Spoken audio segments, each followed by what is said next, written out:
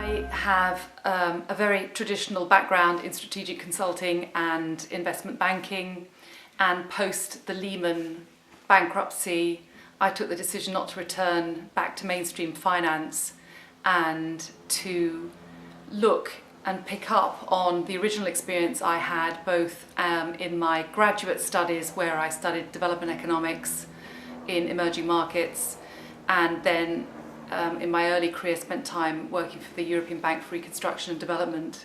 I decided to look back at what I had both studied and contributed many years previously and apply those skills to the impact investing space.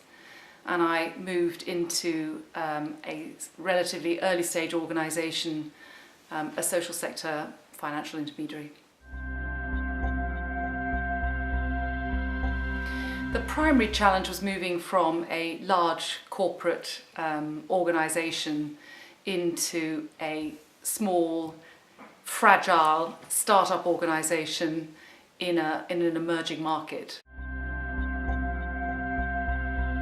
The past 5 years has seen interesting changes in the impact investing space, whereas in the emerging markets, I think there's been a phenomenal growth in the number of impact investment funds and investment professionals, and the number and the understanding of the opportunities across a number of different continents. In the UK, I think there's a big disparity between the very successful large-scale impact investment funds and the smaller emerging funds, where there's been a mismatch of expectations between investor returns and the amount of actual and successful investment opportunities.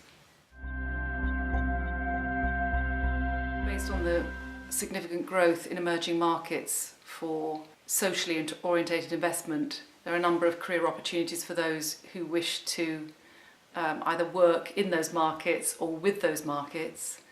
In the UK, I think there are, or indeed developed markets, there are opportunities across the spectrum. There are, of course, the opportunities to take the entrepreneurial plunge and to engage in setting up businesses, be they tech-enabled, be they infrastructure and the like, to address some of the social challenges that we have. I've been part of raising capital and working with a number of extraordinary entrepreneurs who, instead of selecting mainstream career paths, have decided to take an entrepreneurial leap of faith. In terms of those serving the impact investing and social investment markets, I think there are relatively less opportunities. There has been, of course, new social investment funds. Many of the more established funds centre on scalable technology, or indeed more secure asset-backed revenues, or indeed asset funds such as property or energy. And of course there are the intermediary organisations that serve investors or indeed entrepreneurs in terms of advice or capital raising. Some of that has been dependent on grant funding from governments or foundations. Much of it is relied on some form of subsidised capital to support the growth of those intermediaries. It would be very interesting to see the extent to which activist shareholders, or indeed activists within organisations such as very large-scale corporates where one can influence from within their leanings towards a much greater social mission.